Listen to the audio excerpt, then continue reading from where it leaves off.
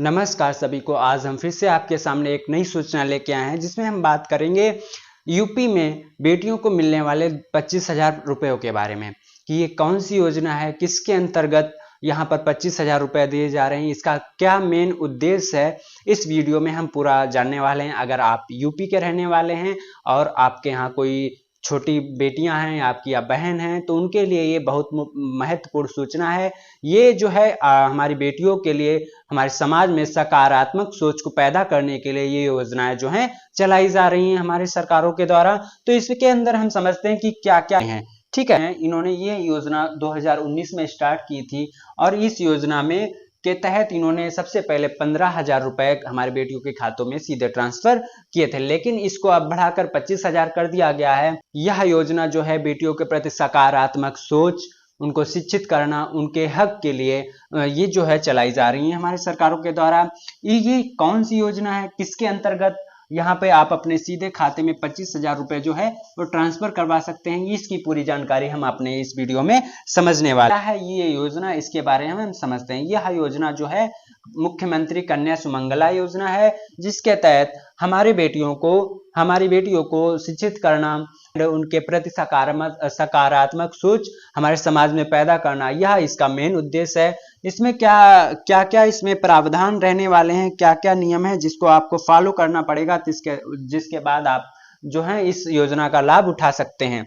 यह योजना के तहत 6 किस्तों में हम जो है ये 25,000 रुपए हमारी बेटियों के खाते में जाते हैं। ये जो है उनकी शिक्षा, स्वास्थ्य का पूरा ध्यान रखने के लिए ये जो योजना है मुख्यमंत्री कन्या सुमंगला योजना जो है वो चलाई जा रही है।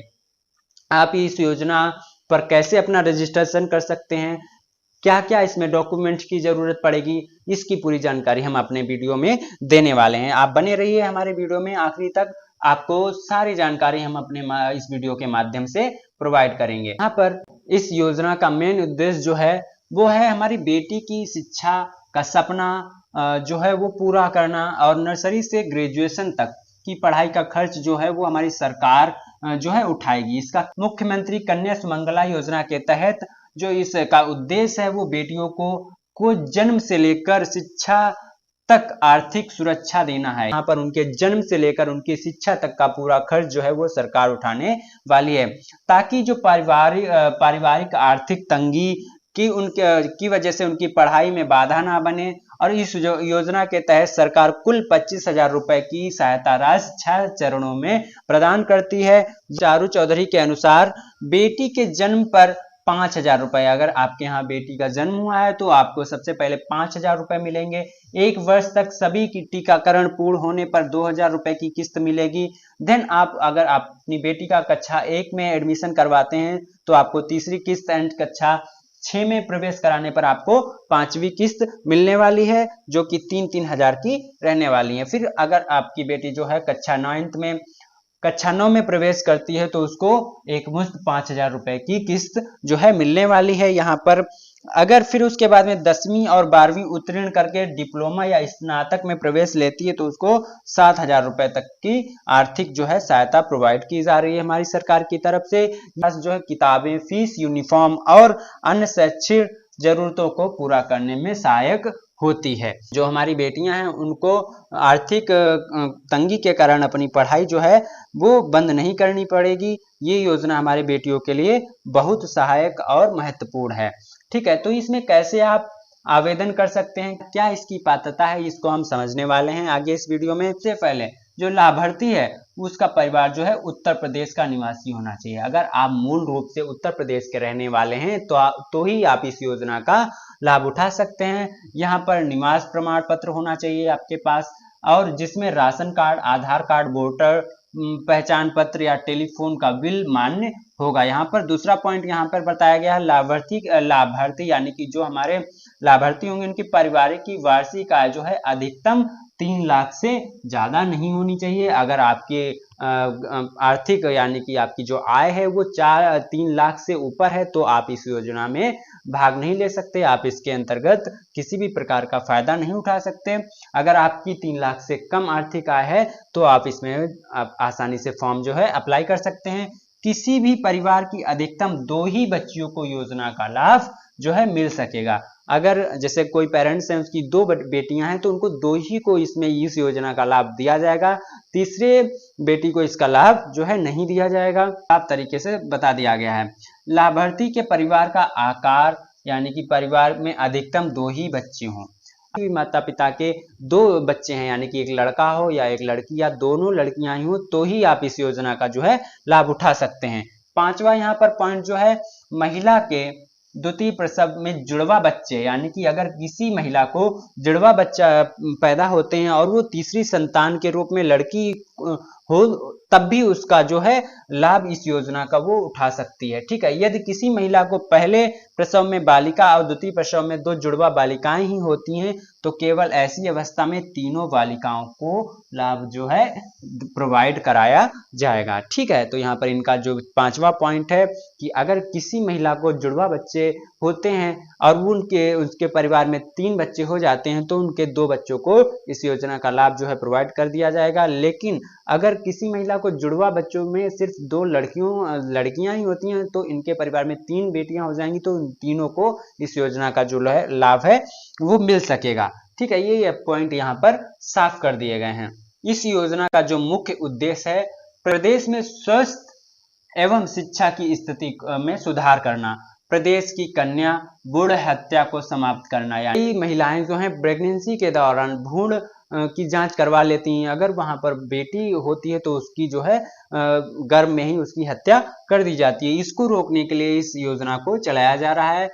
तीसरा जो पॉइंट है, प्रदेश में समान लिंगानुपात स्थापित करना, यानी कि चाहे लड़का हो चाहे लड़की, सबको एक समान नजर से देखना, सबके प्रति सकारात्मक सोच को पैदा करना सबसे बड़ा उद्देश्य इस योजना का है।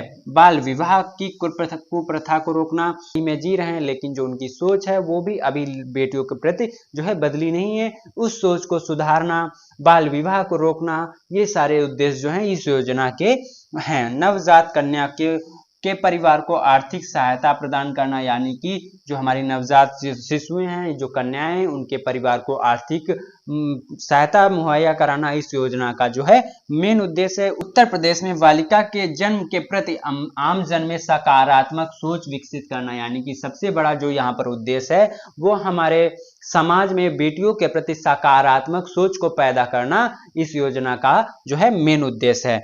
ठीक है, जो यहाँ पर उज्जवल भविष्य की आधारशिला रखना, यानी कि जो हमारी बेटियां हैं उनका भविष्य जो है बेहतर हो, उसकी जो है आधारशिला इस योजना के द्वारा बनाई जा रही है कि आर्थिक कमजोरी की वजह से हमारी बेटी किसी भी क्षेत्र में जो है पीछे ना रह जाए।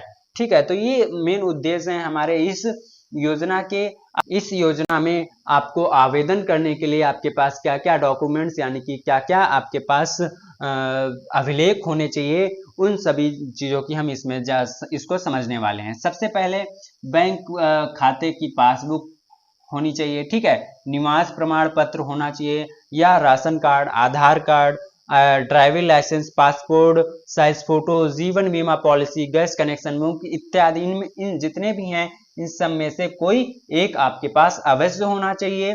फोटो पहचान पत्र, यानी कि पैन कार्ड हो गया, पेंशनर्स की photo ID, Aadhaar card, voter ID का आईडी, बैंक पासबुक या सरकारी नौकरी में कार्यरत हैं तो विभागीय पहचान पत्र में से कोई, यानी कि जितने भी यहाँ पर बताए गए हैं PAN card, pensioners, photo ID, Aadhaar card, या आप किसी भी विभाग में नौकरी कर रहे हैं तो उसका जो है विभागीय पत्र, इनमें से कोई एक आपके पास अवश्य होना चाहिए। तीसरा जो है परिवार की जो वार्षिक आय है वो स्वतः सत्यापन, यानी कि जो हमारा आय प्रमाण पत्र बनता है वो आपके पास होना चाहिए। चौथा जो है निर्धारित प्रारूप शपथ पत्र, यानी कि जो इसके लिए शपथ पत्र एक मिलता है वो आपके पास होना चाहिए।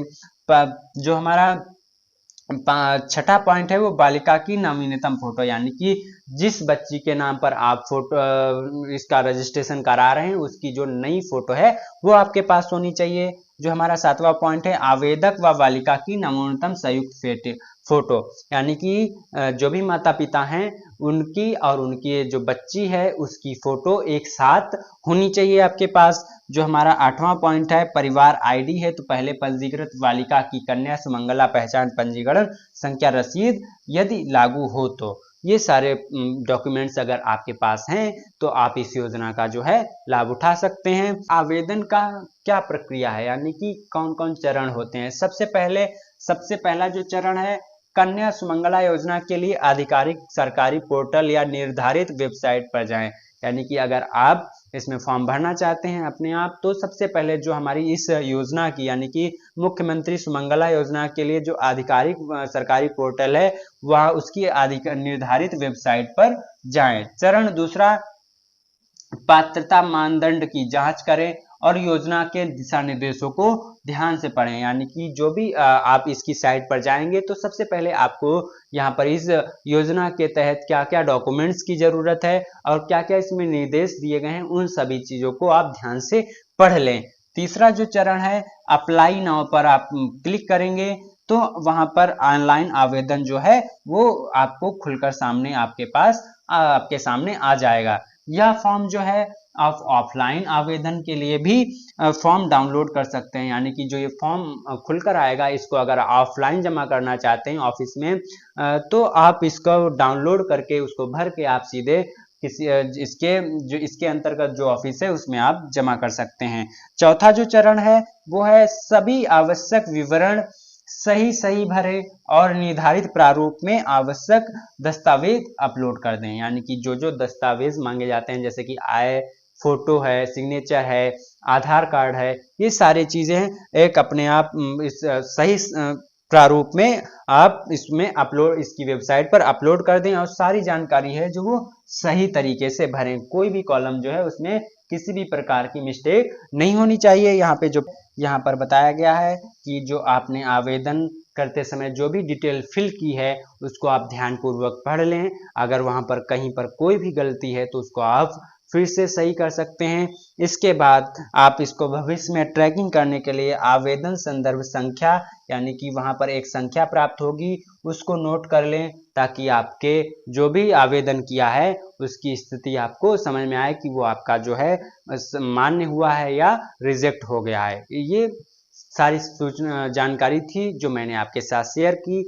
अगर आपको हमारा वीडियो अच्छा लगा हो तो आप हमारे चैनल को सब्सक्राइब कर सकते हैं ताकि जब भी कोई नया अपडेट अपने चैनल पर डालें तो सबसे पहले नोटिफिकेशन आपके पास पहुंचे। मिलते हैं नेक्स्ट वीडियो में, तब तक के लिए नमस्कार।